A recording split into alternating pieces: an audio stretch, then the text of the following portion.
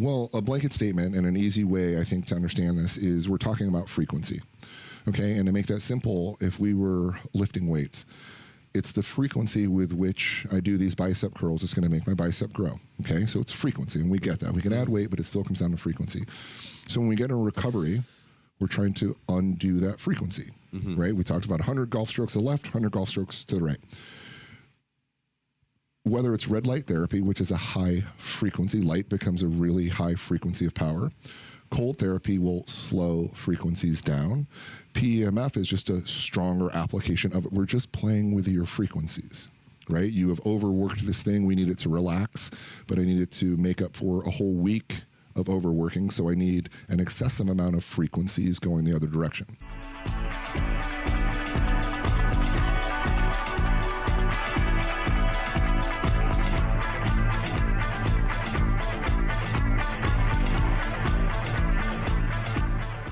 Hello, my friend, and welcome to another episode of I Love Being Sober, sponsored by Camelback Recovery, Arizona's preferred mental health and addiction program to help newcomers on their path to recovery. If that's you or someone you know, then you're in the right place. Because my name is Tim Westbrook, and I'm the CEO and founder of Camelback Recovery, here in the always sunny and always sober Phoenix, Arizona, where my team and I, over the course of many years, have helped thousands of people to stop their suffering and continue on their path to recovery. Today, I'm here with my friend, Larry Arnold. Larry is a 2-time national champion Nebraska football player, a health and wellness coach, a biohacker, red light therapist, and creator of the Larry Arnold approach, which is a comprehensive method that he designed to create balance in understanding, ability, and outcome. I met Larry in 2016 when I was actually on my road to Ironman, and I remember I couldn't run. I couldn't run. It was actually it's a great story. Maybe we'll get to it, but he taught me how to run, and he's taught me so much more. He's the guy that I go to whenever I feel an injury coming on. I'm injured. I think I'm going to be injured. If I know people that might be injured, he's a huge advocate for recovery, which is one of the things we're going to talk about today as well. So he always gives me the best advice to stay injury-free and continue performing at my best. So today we're going to talk about recovery, the importance of recovery. And when I say recovery, I mean active recovery, not just taking a rest day. There's a huge difference. We're going to talk about biohacking, NAD, peptides, ozone therapy, red light therapy, power plates, and how to lose fat and get fit without spending hours in the gym on a daily basis. Larry's all about efficiency. Larry, welcome to the show. Hey, I'm so glad that you were willing to have me. Thank you. I really appreciate it. I love what you're doing. I always have. Anything that I can do to help, I want to help. Awesome. So. And that's one of the things I love about you is you're all about helping. And it doesn't really, and I've sent lots of people to you, and regardless of what their situation is, like, you're willing to help. You're willing to do whatever. Even people that don't have financial resources, I've seen you help them too. Right, absolutely. I mean, it's just like you're just here to help people, which is the coolest thing. So give me a little bit about you, your background.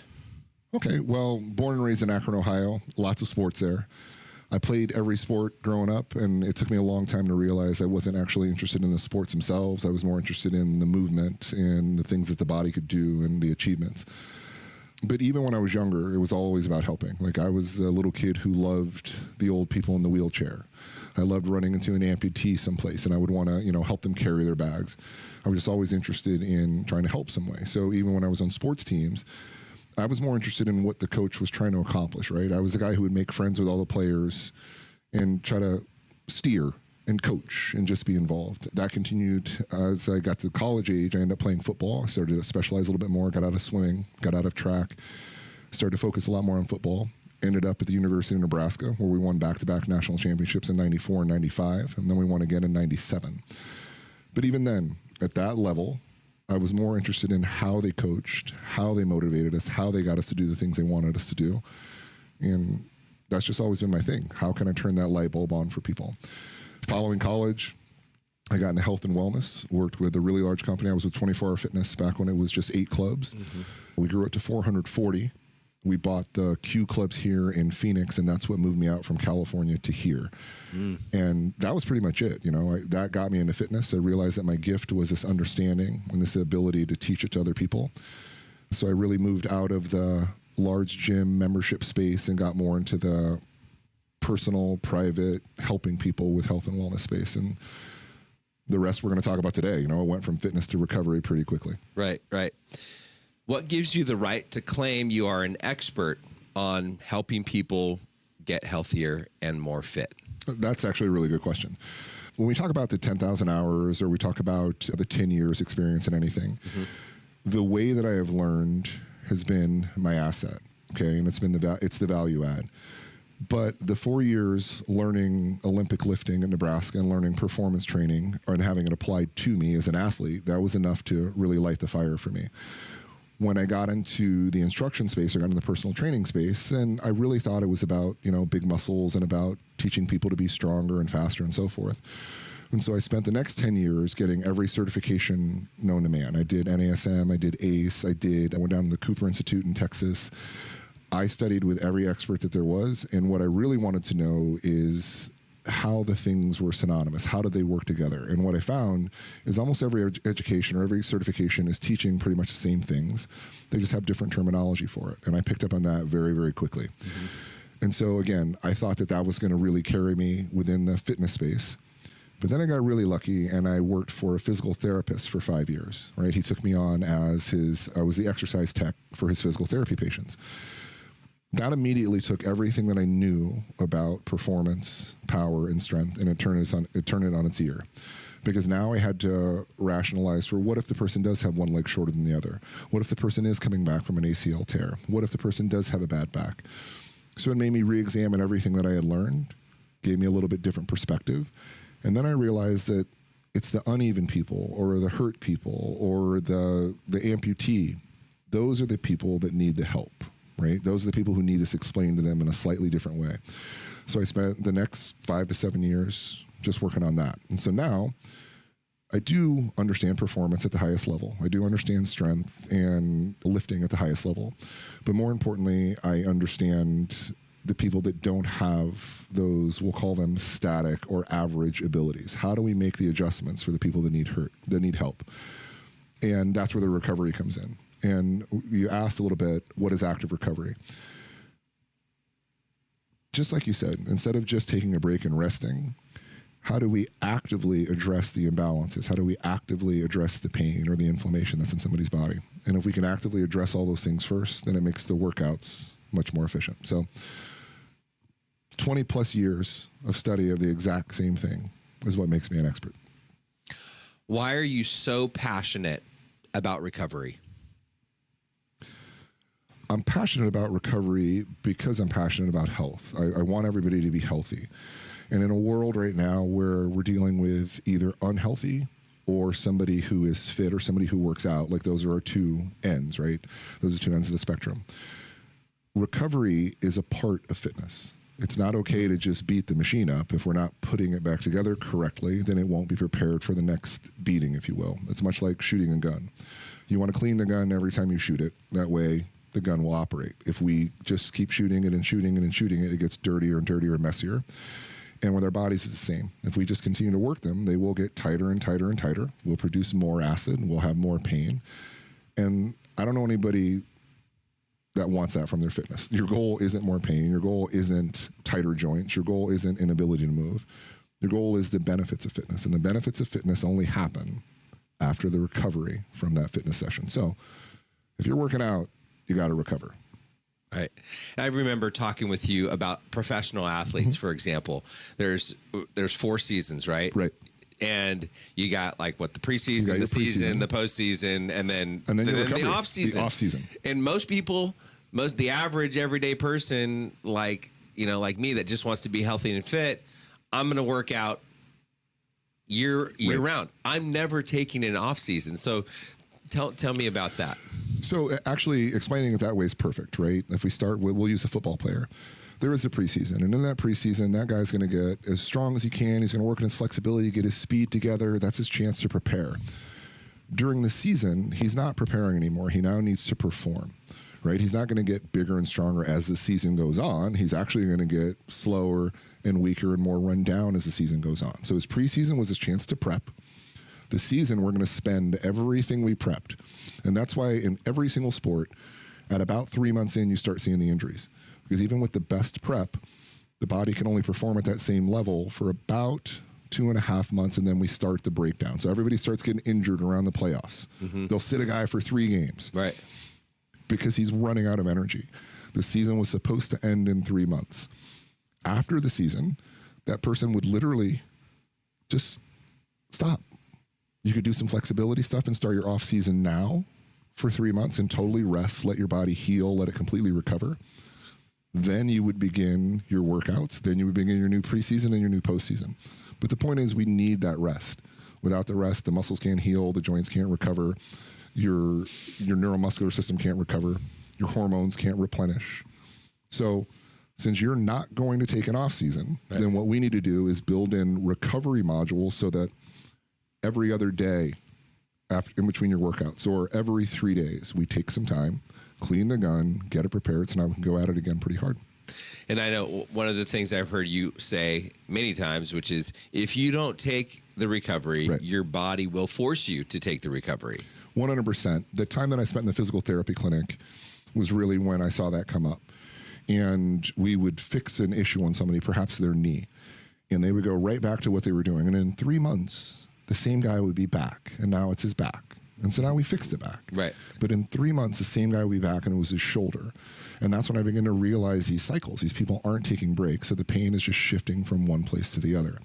So if you continuously go throughout the year, you will find that on average, you're going to have a downtime of about 3 months. And it might be 2 weeks here, a week there, twist an ankle, but it's going to average out perfectly. You're going to take a quarter of the time off. So if you plan it into your workout schedules and plan it into your programs, you won't have any mishaps, or at least you shouldn't. Okay. What would you consider active recovery? Okay. Again, I'll go back to the cleaning the gun analogy.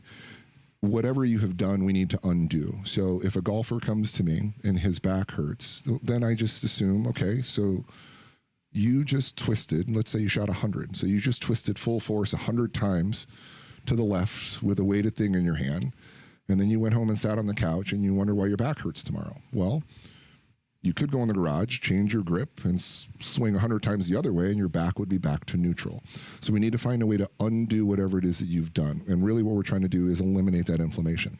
So now we have different modalities we can do that with: cold plunge, cryotherapy, red light therapy, massage, anything that undoes whatever damage you did during the work. So I don't want a tennis player to do more tennis drills when they come and see me. I want you to play tennis all day. Come see me. I will untennis you. Right. So tomorrow you can play tennis again. But if we tennis on top of tennis, on top of tennis, on top of tennis, then eventually you're going to end up with tennis elbow, right? But if we untennis, then you get to tennis the elbow again, and you can untennis. And that's recovery. Recovery is the other side of the workout. It's where the actual changes take place. So that would be the 3 months off, or the off season. That would be the replacement for the off season. Correct. And you've got places like Optimize, and there are other places like that. You also build recovery centers or recovery rooms within treatment centers, gyms, and so forth. And we're gonna get to that. So that's kind of so. What would a recovery center look like? So a recovery center, it'll have a host of different things, and they'll set them up differently, but there'll usually be some commonalities. Most recovery centers will have red light therapy. They will have some sort of cold therapy, whether it's cryotherapy or a cold plunge. Compression, whether it's compression for just the legs or compression for the full body. It might be aggressive or sports massage. I like power plates as well. And again, what we really want is whatever the benefits would have been of that 3 months of rest, is there any way that we can supercharge those to deliver them to you quicker and faster and get you the same benefits of that time off? So how do we reverse the damage that you have done? Right. So I do all of those things, and you know, it's a big part of my routine, and so it's everything from red light therapy, cold plunging, compression boots, PEMF, all the things. What do you think is the most? Because people always ask me, like, well, do you think PEMF works? Do you think cold plunging works? I'm like, I don't know. I think so. It's one of the things I do. They make you feel better. I get enough sleep. The way I eat. So what do you think, in your opinion or your experience, what's the most important, like, what are some of the most important things people can do? Well, a blanket statement and an easy way, I think, to understand this is we're talking about frequency. Okay. And to make that simple, if we were lifting weights, it's the frequency with which I do these bicep curls that's going to make my bicep grow. Okay, so it's frequency, and we get that. We can add weight, but it still comes down to frequency. So when we get in recovery, we're trying to undo that frequency, right? We talked about 100 golf strokes to the left, 100 golf strokes to the right. Whether it's red light therapy, which is a high frequency, light becomes a really high frequency of power. Cold therapy will slow frequencies down. PEMF is just a stronger application of it. We're just playing with your frequencies, right? You have overworked this thing. We need it to relax, but I need it to make up for a whole week of overworking. So I need an excessive amount of frequencies going the other direction. So depending on your individual malady, that's how I would prescribe whatever thing you need to do. So if you come in and the knees are swollen and you're hot and you're filled with acid, and you can't move, you're really inflamed, then a cold therapy is going to be great because it's going to slow down your frequencies, right? So now the blood flow happens a lot slower. We get less inflammation, we get less swelling, so forth and so on. With a red light therapy is great for fine lines and wrinkles. It's great for any irritation in the nervous system, in the brain, depending on which color red light we use. So again, we're playing with the frequencies. Can I get light into that nerve ending or that muscle or that blood cell and get those frequencies to pick back up to whatever matches the other frequencies around. So there isn't number one that I would necessarily pick. Right. We're really just trying to balance out whatever your frequencies are. And so we'll pick whatever tool we need. And sometimes a lot of times we'll stack them. A lot of times we'll do the cold therapy first to slow down the heart rate, slow down the blood flow, get everything nice and cool. We use the red light therapy because now even though your blood flow in your system is slower, I can speed up the mitochondria in the individual cells. So I can get the cells active without your body needing to be active. PEMF works the same way. Can I get just directly to your nerves and get them going on the frequency that I need without you needing to move your muscles and tire out your skeleton?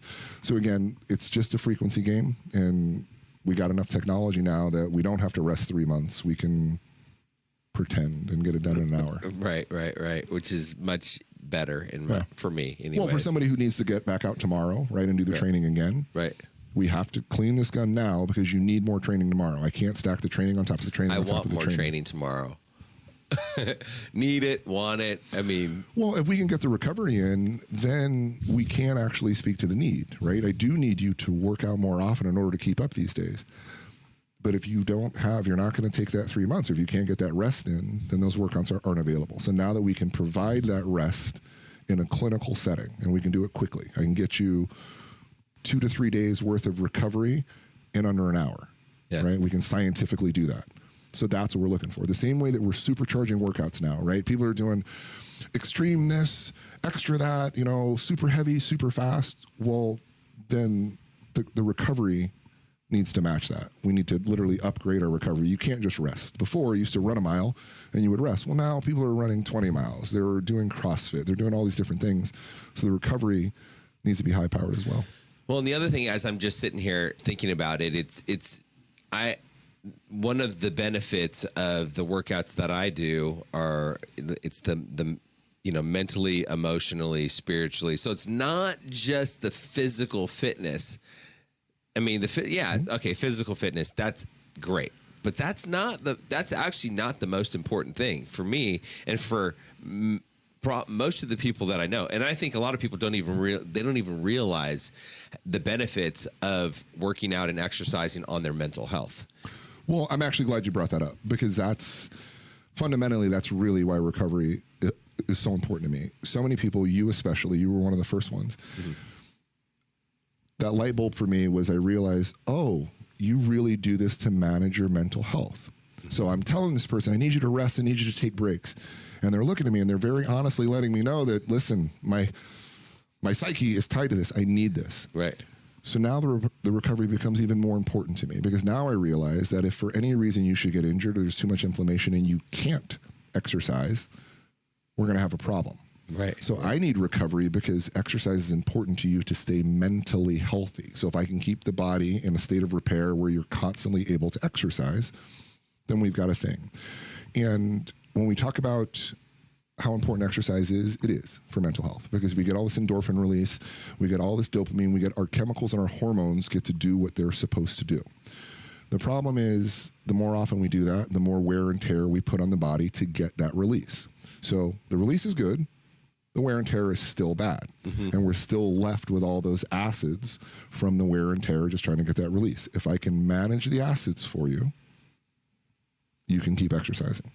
More importantly, if I can keep that dopamine and all those hormones and things flowing the way that they're supposed to, your mental health is going to be stable. So I don't want people dumping their body full of acid. It feels great now because the endorphins are out, the dopamine's going. Tomorrow you can't move. Now we've got different things going through your brain. Now we've got acid going over the nerve tissues in the brain. So when we talk about dementia, Alzheimer's, and all the other things that have to do with the brain, nice, fresh, oxygenated, clean, healthy, nutritious blood works better for mental health than acidic, worn out, filled with lactic acid, and tired blood. Right. And so when we're trying to repair the neurosensors in the brain, the cleaner the blood, the better. Cleaning comes during recovery, not during work. Messes everything up. It's how we recover that's going to matter. Right. So tell me about, and I want to talk about mitochondria too, because you mentioned mitochondria. So tell me about red light therapy. Why does red light therapy work and how does it work? Okay, red light therapy is awesome. They started with it in the 60s, and one of the first studies was they were putting in a men's prostate. So they had 100 patients, and they all had prostate cancer, and they were shining on their prostates, and the hope was it would shrink the prostate and help with the cancer. None of the prostate shrunk. Didn't do anything for any of that. But somehow 99 of the people had their mouth sores clear up. So the mouth sores they were getting from their chemotherapy, just from shining this thing in their butt on their prostate, everybody's mouth sores cleared up. So that begged the question, how in the world are these mouth sores clearing up just from this red light in somebody's rectum? They did enough studies, and it turns out that what the red light does is it has an effect on the mitochondria of the blood. So they shine it on the prostate long enough, within 18 to 20 minutes, your blood will make a full circulation through your body. So simply by keeping that light in one place, all of the blood had a chance to get red lit or red lighted. That blood, by the time it made it back up to the mouth, was clearing up the mouth sores. And they did other studies. Turns out you can have a cut on the bottom of your foot. If they red light your hand, the cut on the bottom of the foot is still going to heal 50% faster because of what we've done to the blood.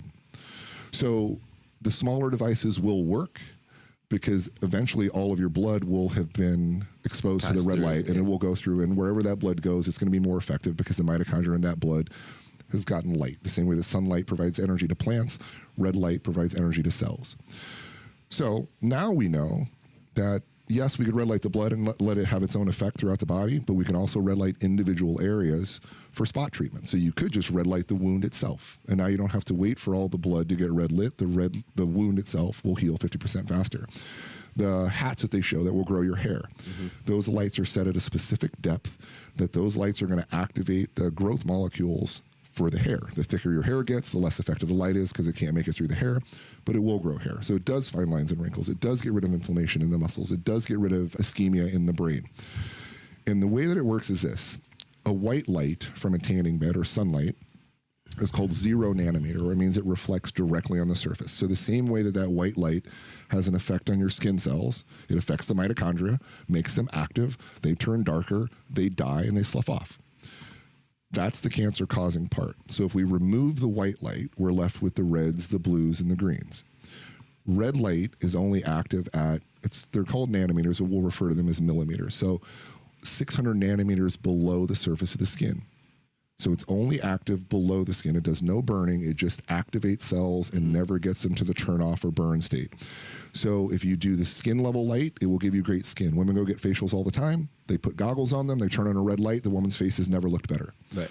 That same red light also comes in a slightly deeper color. So we'll call that one 600. There's also a 601, a 602, and they go all the way to 1800. They get a little bit deeper per count. So if you want to work on the skin, you use a 600 light. You want to work on your fat cells, you use a 640 light. You want muscles and muscle inflammation, 650 light. Bones and joints are 850. When we get into the thousands, these are infrared lights, or the lights are so thin that you can't see them. And that's where we hear of the infrared saunas, right? It's not a room that's kicking out heat. It's a room with red lights that you can't see. And somehow, internally, your organs start getting really, really active and warm. You start sweating. So it's an actual detox because it's heating at just that level. And then the heat comes out. So red light works in that way. Depending on which color you use, you can get to different depths. If you have nerves that are irritated at 660 nanometers, then you use a 660 light. If the pain is a little bit deeper than that, you use a 670, so forth and so on. So that's the crux of red light, but it really works, and it just eliminates inflammation, does wound healing, like I said, in 50% of the time. Right. So it's a no-brainer, but it'll get rid of swelling almost immediately. Now, is there any specific type of a red light that someone needs to? Because I know there's so many different types of red. I mean, you can go on Amazon. Right. There's Mito Red. There's a bunch of different. There's Juve. Right. So, do you have an opinion on what? I don't really have an opinion anymore. When it first started about 7 or 8 years ago was when it first started to get really big. Juve was first to market, right. And so what they did is they figured out the science, and they were the first people to figure out the science. Once the science was released, well, now it's pretty easy. What you're looking for is it's 100 watts per centimeter squared, right? That's the power you want. And so in a Juve light, it's 100 watts. It might even be 200 watts per centimeter squared. So you have to have the appropriate power to push the light forward. Almost everything on the market now comes with the appropriate power. There are very few people that are, being cheap about it. And you could even go with a weaker power. You're just going to have to use the light for longer. So either way, it's going to work. Right. But optimally, you'd like 100 watts per centimeter squared. The change after that is which color light you use. Assuming the power is all equal, the color that you choose will make the difference. If I want skin results, then I want to use a skin light. I don't want to pick an infrared light for deep in my tissue and say my fine lines and wrinkles aren't gone. That will happen eventually from the deep light because, again, those activated cells will eventually work their way to your skin. But if you just use a skin light, you'll be better off. And then, like I said, the different colors from 600 all the way down to 1800. So that's your question when you're going into red light therapy. What color lights are you guys using? And none of them are bad because, again, they're all going to have the overall effect because the blood will get the red light. But if you want immediate results, then you want to know what light you use specifically or which color. And after that, no. You can literally go to Home Depot, and if you know what color to ask for, you can ask for the right color red light bulb. Color meaning which frequency? Correct. In this case, 601, 602. But they will actually get darker. So the brighter, the 600 light is a fairly bright red. By the time we get into the 660s, we're almost looking maroon. Okay. Right? Okay. By the time we get into infrared, well, you can't see it at all because they just get thinner and thinner and thinner. You mentioned blue light. What's blue light? So blue light works a little bit higher. As we said, red light begins at 600 nanometers beneath the skin. Blue light works above the skin, so it's better for disinfecting. So it's whether you got any ozone treatment when they're cleaning airplanes and they're cleaning medical utensils, they use a really bright blue light. And basically it's just disinfecting. So it's so fine. White light will burn. Blue light will burn and clean. So it's your best disinfecting light. Green light is better for psoriasis or things that are happening just above the skin level, right? They'll treat there. The red treats below. The blue will then disinfect. Okay. So you talked about mitochondria. Tell me, what is mitochondria? So the mitochondria of the cell, it's the outer layer of a cell has things in it and they need to be activated, right? That cell is responsible for something. It might be a liver cell. Once I activate the mitochondria, that's the activity center of the cell. So if I could get light to it, like with let's say a flower, the sunlight activates the mitochondria and the flower opens. Enough sunlight, it will overactivate that mitochondria and it will kill the exact same plant. So what we want is the same light effect, but without the killing. So the red light comes in and just like a plant, it takes that cell, feeds it light that it would have never have gotten because it's not on the outside, so it's not exposed to sun. Feeds it light, the cell becomes robust, and it just gets active. It's just ready to act. It's ready to do whatever its individual job was. So red light isn't special in a way that it does special things. It activates the mitochondria of each cell that it touches. Those cells are more active. So if we activate the mitochondria in your fat layer, those fat cells, just from the red light, After 8 minutes, they just start growing and growing and growing because now they're getting light and they're growing. After 8 minutes, that fat cell will rupture. All the fat cells that have been exposed to the light, 90 to 95% of the fat within that cell will now be released into your bloodstream. You're free to burn it off. So it doesn't specialize with cells. It just activates the mitochondria of whichever cell, and those cells do their jobs a little bit better. Great. What are the misconceptions of red light therapy?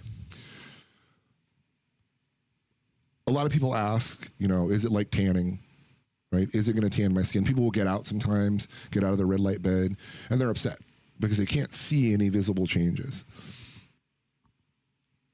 It doesn't really work that way. Right. So I don't really find too many misconceptions. What I find is people weren't aware of the different light spectrums that I was talking about, right? So somebody will get in and say, well, my acne didn't clear up.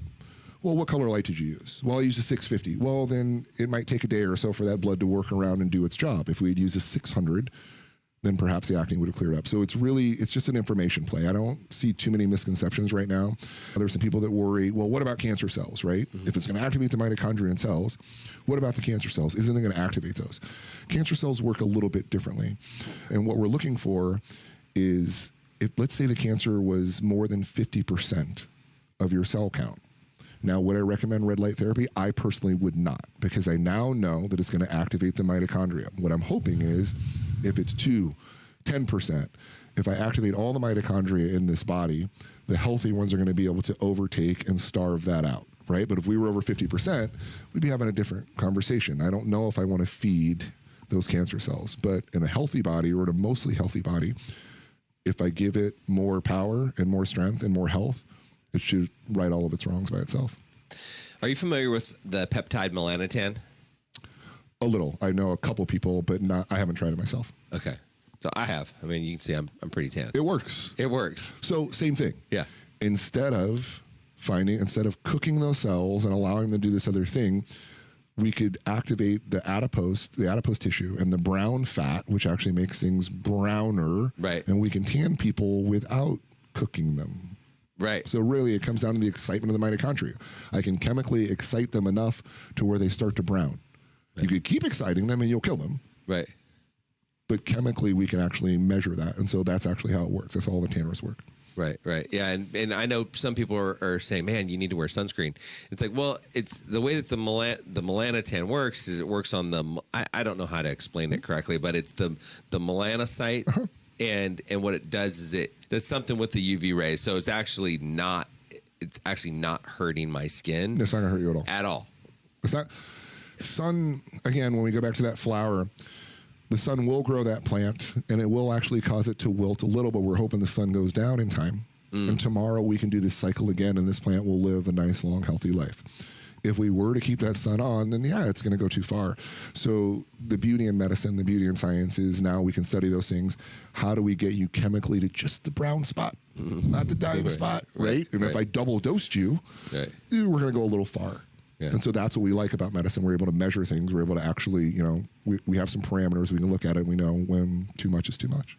Yeah, I can tell you, I was playing golf. I was in Palm Springs, and it was hot, and I had taken the melanotan, and I remember and I didn't have any sunscreen on, and I remember just like looking at my arms, and I was like getting tanner. Yep. I was like, oh my, I need sunscreen so bad, and nobody had sunscreen.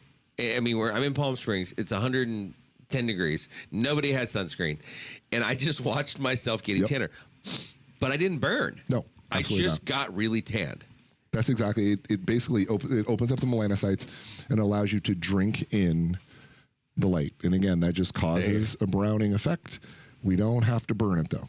Right. Burning is the skin sloughing off, right? We fed those molecules until they got to brown, but there is no burning. So no white light, stay out of the noon sun, and other than that. And that's another thing about red light therapy. People talk about getting out at dusk or at dawn and how important those colors are, right? Those auburn rays. That's all red light therapy is. We figured out what the colors of those red lights are in the dusk and the dawn, and we're just feeding people those without feeding them the white light. Let's talk about NAD. What is NAD? Get NAD in your life. Whoever you are, just whatever you got going on, get it in your life. NAD is a stem cell proliferator. So over the last 15 years, stem cells have become really, really popular, right? It's a normal thing. You can get them in your shoulder, get them in your knees. Kobe Bryant tore his Achilles. He was back in 3 months because he had stem cells. NAD is one of the main ingredients that they would give you before doing a stem cell treatment. It's the number one ingredient that's going to go in your IV bag after you get the stem cell treatment. So it was just this supporting drug that they were using. And they were using it because as a stem cell proliferator, it simply goes through your bloodstream and it looks for any stem cells that have worn down, right?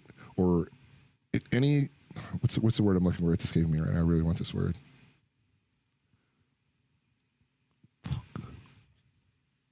What's the word for stem cell producers? I don't know. Okay. NAD plus is a stem cell NAD plus is a stem cell proliferator.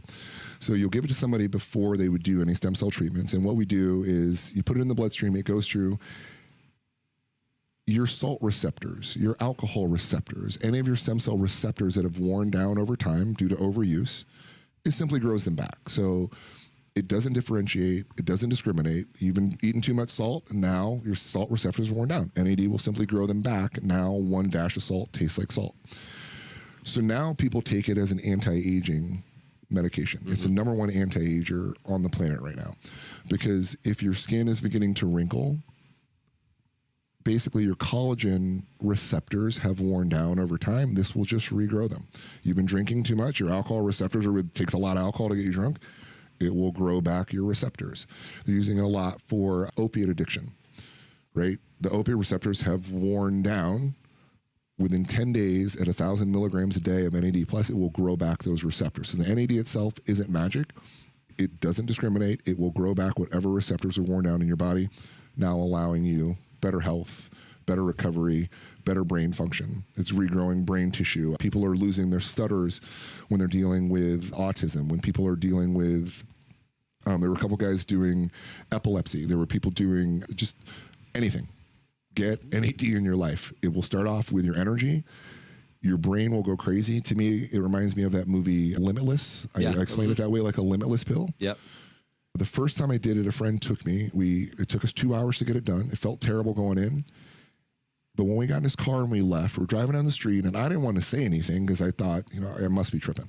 And then he looks at me and he goes, "Hey, does it seem like the music is louder and the lights are brighter?" And I was like, I didn't want to say anything because I thought it was me. Yeah. And so I just left it. I left it at that, but I still considered it was probably a placebo effect.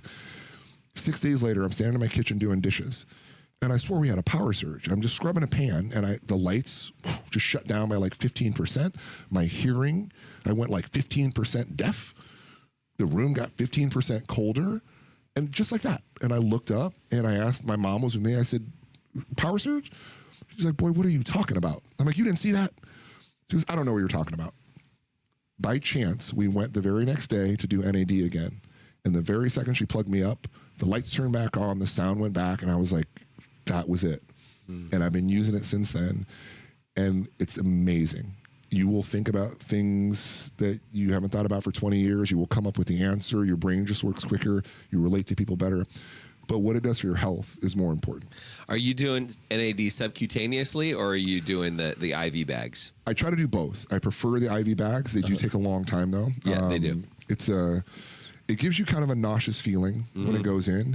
And so with the IV bags, they're able to put in a lot of other fillers, a lot more fluids and things like that, so you can get it directly into your bloodstream. Directly into the bloodstream works better because it's directly into the blood. But we got to do a lot of fillers and other things to make it go down a little bit easier. And again, it'll take 2 to 3 hours minimum. Subcutaneous, you just simply take the exact same NAD as a medicine, put it into your fat just underneath the skin. It takes a little while longer to work and eventually get into your bloodstream. But the savings on time it's worth it. So I try to do at least one bag per month, one IV bag per month. And other than that, I do subcutaneous generally 2 to 3 times a week. Gotcha. Let's talk about ozone therapy. Okay. Ozone's huge. And again, that's been around for a while as well. You'll see it disguised in a couple different ways. Prolozone. People will go get prolotherapy, for example. Okay. So prolotherapy. So prolotherapy is the same as ozone therapy? Kind of. Similar? So what we'll do is they took my blood out and they spun it around and separated the plasma and then they put it back. Yeah, what do you think they were spinning it around in? They're spinning it around a little centrifuge while they're putting ozone into it, and then they put it back into your body, and all of a sudden your inflammation's gone. So it's the ozone that's the active. Now, I don't want to step on anybody's toes, but the ozone is actually getting rid of the inflammation. Okay, me taking your blood out and spinning it, now that's going to require some medical assistance, right? So now it becomes a medical procedure. Without the need for the medical procedure, you could do the ozone by yourself. We wouldn't need to spin your blood. We just put the ozone in. When you hear athletes talking about blood doping in cycling, blood doping is ozone therapy. The reason nobody gets caught is because there's no dope involved. So you can't test them and go, I got him. Right. It's some guy who told. So these guys will ride their bikes in the Alps, no oxygen for 8 hours, and somehow tomorrow morning they're ready to ride again. So they get off their bike, they go in their hotel room. So they might, let's say they might. They might put the ozone directly into their bloodstream. And the way that we make ozone is you take a medical grade CO2, you run it through a very simple converter, it converts it to a CO3. That CO3 is now called ozone. That it has an extra oxygen molecule. So now when you put that into your bloodstream, that extra oxygen molecule is very delicate and it's very fragile. So it breaks off immediately and it looks for something to oxidize. It will grab anything that is foreign and it will oxidize it or kill it or destroy it. Right. Inflammation in the blood would be one of those things that we're looking for. So the ozone goes in, oxidizes all that inflammation. You wake up tomorrow feeling like a new man. You'll see basketball players sometimes, a guy will twist an ankle, they take him in the back, they bring him back out, he's taped up and he plays the rest of the game. Now tomorrow we find out he's got a torn ligament in his ankle and he's going to need surgery, but tonight he was able to play because we were able to dampen all of that inflammation immediately by just putting this ozone in. And they have it at lots of the clinics, lots of the IV places they have now. They offer it, and they'll usually do what's called a pass system, and they will do what we said. They'll pull the blood out of your body, spin it around, put some ozone in it, and gently put it back into your body. So it's great for inflammation. It's great for anti-aging as well. It's great for oxygenation. At the end of the day, we want oxygen in your bloodstream because that's the ultimate equalizer. Oxygen gets rid of inflammation. Inflammation is the beginning of pain. Inflammation is the beginning of cancer. So if we can keep the cells oxidized and keep them active, we can keep you healthy. Now, I know there's a difference, and I've done both, where I've had ozone directly injected to my bloodstream, and then I've had it where they pulled the blood out and they swirl it around in the little IV bag. So what's the difference? And is it? I found it to not really be available. It's hard to find people that will inject it direct. I don't know if that's changed. Do you have a? It's actually a really good question. So again, and that's why I mentioned the prolotherapy before. Because we're flirting with medicine at this point, right? These are things that are readily available and they're natural, but in their medicinal applications, we got to have some rules and regulations. So once I'm removing blood from the body and putting it back in, now we're getting into a medical space. You can find people who will do direct injection, but it's going to be a little bit more of a free form. And what I mean by that, it's usually somebody who's going to do it themselves. The doctor will usually do it for you, but he would rather take the blood out and do it the long way, right? It's not that it's safer. You know what? I take that back. It is safer. Let's talk about how powerful ozone is. Because it has the ability to destroy and oxidize anything that is foreign, if we get too much of it, you don't ever want to breathe it in, for example. If you breathe it in, it will literally clear out all of the stuff in the inside of your lungs that's meant to protect you, and the next breath will be the beginning of the one that kills you, right? So it's like a liquid Drano. So when you go direct injection, you want to, I've heard that you would want to use literally 1 cc every 20 seconds because you want to slowly introduce this very noxious gas into your vein. What you don't want to do is put too much in and have it eat away at the vein. Right. I've seen documentation, and I've seen it done, where you can put fresh ozone in a syringe. You take a rubber glove, and if you just keep basically pushing that out of the syringe towards the rubber glove, it will eat away at the rubber glove right before your eyes. That's how strong it is at eating away at things. Used correctly, you can eat away at inflammation. Used incorrectly, you can collapse a vein like that. So the doctor, it's safer to take the blood out, get the blood ozonated, and then deliver it back in and let your body do it. In a bicycling race or in a different sort of situation, people might want to apply it directly to the bloodstream. Okay, awesome. Now we're gonna, and by the way, I just want to mention like all of the things that we're talking about. I do all of these things. I do all of the things. I do the red light therapy. I do the cold plunging. I do the peptides. I do the NAD. I do the ozone. Like I do everything. So I mean, I feel like I'm pretty healthy. I'm pretty fit. Yeah, I feel I perform at a pretty high level, and so that's one of the reasons why I have Larry here, because Larry introduced me to most of these things, and so I'm grateful that we're able to talk about it, because I'm glad like to. yeah, I mean, it's like health and fitness is a big part of my life, and being in recovery, like my mental, emotional, spiritual health is the most important thing to me, and that keeps me on the path to recovery. My mental health and and everything else. So now I want to talk about the recovery centers that you build. Okay. So tell me about that. Well, recovery is becoming such a bigger business now that it's a lot more popular. And so now there are gyms that want to add in recovery centers. There are lots of freestanding recovery centers. We mentioned Optimize. They were one of the first. I really love what those guys do. Like you walk right in, they got the cold plunge, they do the Wim Hof. They've got the infrared saunas. They got red light therapy. So now that it's become something that people are aware of, they need equipment. They need to know how to use it. They need to know how to stack it. They need to know how to sell it, how to market it. And so I've just been doing it for so long, and I've been interested in it for so long, that I started off by buying some equipment for individual clients. I would take them places, they would use things, they want their own. So now I had to go out shopping, right? They wanted things for their homes. So now getting to shop with somebody else's budget, well, that's different, right? Somebody else's money, I want to know it all. Right. And so then that deepened my study. It let me dig a lot deeper than I probably would have been able to otherwise. And now it's just turned into a business. Now there are gyms who start off wanting a cryotherapy, and now they want a cryotherapy and a cold plunge. Now they want to get IV services. And so just being a one-stop shop where, depending on what they're trying to build, I can talk them through it, get them the equipment they need, train them on how to use it, and teach them how to make it a business. It's been wonderful for the last 5 years. It's completely changed my personal training outlook. It went from all the personal training clients that I had to now getting them all to all these different places in the city to try the different recovery options, whether it's hyperbaric oxygen, whether it's needles for IVs, whether it's red light therapy. So there's several in Scottsdale. There are some here in the Arcadia area. But I will go any place that anybody wants to know about recovery, and I will build you the most robust system that you can afford, really. And so who would be a candidate for your services? Personal candidate? Personally, treatment centers, gyms, like who? So as far as businesses go, I really think that this conversation that we're having about recovery being the other side of fitness. How many people are spending an hour in the gym and then they go someplace else to get massage, or then they go someplace else to do a cold plunge, or they go someplace else for red light therapy? So I do believe that recovery equipment is going to be the treadmills and the stair climbers of the future, right? Nobody wants to lose business to people going other places. So now gyms are starting to incorporate them.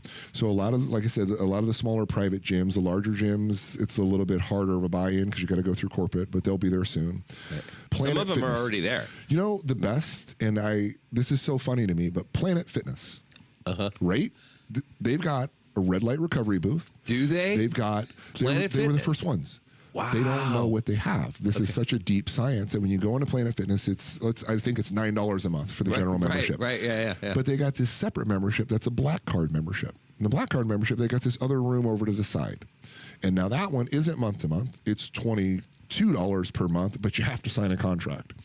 So for their market, most of the people that walk in, as soon as you say contract, okay, that's not what they're here for. They don't want to hear anything about some special hokey stuff you got in the back room. Right. Show me the treadmill, show me the weights, here's my $9. But on that Black Card membership, you have access to a standing red light tanning booth. It looks like a tanning booth, but it's filled with red lights instead. They're all 630 nanometers, so they're only skin depth. But based on the conversation that we had about once the blood, so it's fine. But here's the better part. They got a vibrating platform in the floor of their standing red light booth. So we haven't talked about power plate yet, but essentially they got a power plate built into the red light booth. They also have a water massage table, so you can get the massage, and they have compression stuff. So why? Why does the cheapest gym have recovery rooms and the most expensive gyms don't?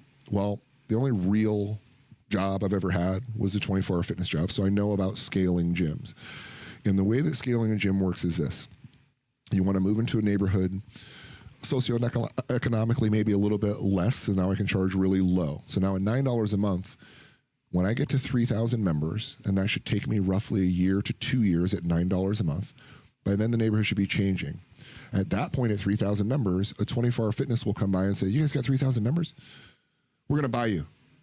We're going to double the dues. That's okay. Half the people will quit when I double the dues. The other half will stay. In another 2 to 3 years, I'll be up to about 3,000 members. And then an LA Fitness will come by and go, you guys got 3,000 members? We're going to buy you. We're going to double the dues. It's okay, and that's the gym business. So that's the model. So why would a Planet Fitness do this? Because now they realize that in the future, if you don't have a built-in recovery center in your gym, nobody's going to buy it. Because the first thing they're going to have to do over the next 5 years is start putting in recovery equipment. So even though nobody uses them in the Planet Fitness model, the next gym that buys them will already be set up. So they can already see it. Like, that's how important it is. So the other gyms will catch up later. Right now, they don't have to. Okay. And some of them are catching up, though. There's the Lifetimes. There's the Village. Okay, you mentioned power plates. So tell me, what is a power plate? Power plate was actually my first foray into recovery. So a power plate is a vibrating platform. It was designed for Russian cosmonauts. They were losing bone density in space, right? There's no gravity in space, so you can't lift weights. And so when they're lifting weights, you lose bone density. They were coming back from outer space just ragged and really worn down. So the question became, how can we excite their muscle tissues without the benefits of lifting weights? So it started off as a trash can around your feet with bungee cords over your shoulder, and you can just push against a trash can, do the strength of the bungee cord. So then the question became, well, what about the left to right and the front to back? So now they've created a plate that moves up and down vertically, so you get the jarring, your lymphatic system gets drainage. It moves left to right and front to back, and it'll move anywhere from 1,800 times per minute in really small movements up to 3,000 times per minute. It excites your cells. So it's nervous excitement while you're doing movements that activates the cells. You get a much better workout. So we start, instead of working from the muscles into the nerves, we work from the nerves out to the muscles. So the science on it is 15 to 20 minutes on a power plate is equivalent to 1 hour in the gym. And it's real science.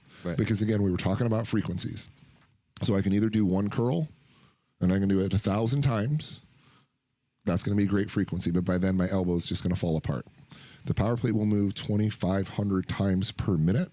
So while I do that one curl with the bicep, it's also registering the left, right, front, back, up, down. So it's over excitation of the muscles in a much faster time. So basically, like I said, 15 to 20 minutes and you're done. You can fry a muscle just like that. I call it a microwave for the muscles. Right. And I have a power plate, and I'm on that power plate. Still, I've had it since, I don't know. Yeah, it's been a minute. I've had it since like 2017, maybe. And I still use it pretty much every single day, at least. I mean, even if I just stand on it and brush my teeth, that will actually work. And I tell people that. If you don't do anything else, when you get up in the morning, just stand on it. Because the goal of these multiple muscle contractions or frequency is to oxygenate your blood. So I can either have you go run 1,000 steps, or I can turn on a machine that moves you 1,000 times quickly. What I want is those cells to respond. They then excite the nerves. The nerves call for more blood. That calls for more. So we basically got exercise without having to beat your skeleton up. Perfect. Awesome. Is there a question? Oh, actually, no. The Larry Arnold approach. Do you want to talk about the Larry Arnold approach? Sure. The Larry Arnold approach came about pretty much on its own, and it's just the way that I approach this, right? Having exercised for so long and done it so hard in such high levels, I do know what it takes to build the body that you want. I also appreciate the amount of damage that you're going to do trying to build that body, right? So it's a tough space to be in. So I prefer to go neuromuscularly first. So teach the body through the nervous system the movements that you want. Once you have those movements and you can teach, and you can use as much active recovery as you need as a therapy to help teach those movements, then we strengthen those movements. After we strengthen those movements, now we teach them how to perform them in a practical environment or in some sort of usage. Then we go back to the next set of learning. So it's always learning, strengthening, using. Then go back to the learning and the strengthening and the using. Somewhere in the using, you will get tired enough and we will have mishaps. That's where the recovery is important. So we can correct those mishaps, go right back to the new learning and the strengthening and the using. And if we stay on that same pattern, just like that, the sports analogy that we use, the rest season, the preseason, and so forth, it's just the same exact thing. But I've had great success with it because most of the people now that are looking for help in fitness or health and wellness aren't the people that get it naturally, right? The people that get it naturally, guys like you, you're going to go run up and down a mountain whether I say so or not. The best thing I can do is help you recover so you can do it again tomorrow. Right. But the people that really need help, and the much larger proportion of the population, are the people who aren't wired like that, who don't already exercise. Those are the people who need the help. And they need to do the learning first, and then the strengthening, and then their performance. What we tend to do in gyms is we take a novice, they go in, and they start performing. Mm-hmm. And they hope that somewhere in that performance, they're going to figure out the learning. And then I'll get strong, right? That's not how this works at all. You want to do the learning, you strengthen what you learned, and then you perform. And you do that again and again and again, and then that way we can continue. If not, we're going to perform until something gets hurt. Now we have to stop. I got to fix that hurt thing. We go back to performing. Something else is hurt. We're going to do this all day. And that's why people quit exercise programs so often, right? I love it. I'm going to spin. I lost 10 pounds. It's awesome. I'm going to keep going. Now the 10 pounds, now that's stalemates. We're not losing any more weight. Now my knee hurts. Okay, no more spin. I'm going to go to yoga. Yoga's awesome. I lost 10 pounds, and they keep doing that. Now they're hypermobile. Right. So if we just did the learning first, then we strengthen, then we apply. And that's the Larry Arnold approach. Love it. Is there a question that you wanted me to ask you today that I did not ask? No. Okay. Where can people find you? Where can they learn more about you? How can they get in touch with you? I love helping. The only thing I love more than helping is helping people that help people, right? That's my thing. So any problem, like I will help you paint your garage. I want to help. You sure? If that's what you need, right? If you come over, whatever you need, I want to help. I do have an understanding of the body. I do have an understanding of recovery. This is a language that I speak. I'm able to teach it to almost anybody. And so I just want to help. And you can come to the gym. I'm at Movement Fitness. It's in Scottsdale. It's up on Scottsdale and Shea right now. That's where I office out of mostly. I have a red light therapy bed there. There's a power plate there, infrared sauna. All the tools are there. And I use that space to teach recovery within the context of workouts. I also want to teach recovery within the context of Ironman, within the context of swimming, within the context of dance. So you can reach me at Larry Arnold TV on Instagram, or stop by Movement Fitness anytime. Ask any questions. I won't pick up the phone, but I am always at work. And if you show up with a problem, I will make time. Yeah, I can attest to that. He will not pick up the phone. He will not call you back. You got to go find him. So yes. I would say if you're looking for help, you have questions, you want to work with Larry, you want to work out with Larry, you want him to build a recovery center for you, go to Movement Fitness in Scottsdale, and he'll help you out. Listen, bring your trainer, bring the doctor, bring whoever you want. I'm not going to argue with them. That's not my job. My job is listen to the coach or the trainer, realize what they want from you, do some assessments, figure out what's not working, help you through the active recovery things to therapize or fix those things, and then teach you how. Everybody wants what they want. Nobody usually knows how. So I teach the how to, right, not the what to do. Awesome. Well, awesome. That does it for our time with Larry Arnold. Larry, thank you so much for being here today. Thanks for having me, bro. I appreciate you. And tune in for the next episode of I Love Being Sober. If you found this video to be of value, be sure to like it, subscribe to our channel if you want to see more videos, leave a comment if you have a question, if you've got something to say. Camelback Recovery provides treatment services for people struggling with mental health, mental illness, addiction, alcoholism. So if you or someone you know is struggling, be sure to reach out to us. You can go to our website, camelbackrecovery.com, or our information is in the comments section below. And we provide everything from detox, inpatient, outpatient treatment, sober living, recovery coaching, sober companion services. So either we'll be able to help you or we'll be able to refer you to people or treatment centers that might be a better fit. So I will see you in the next video.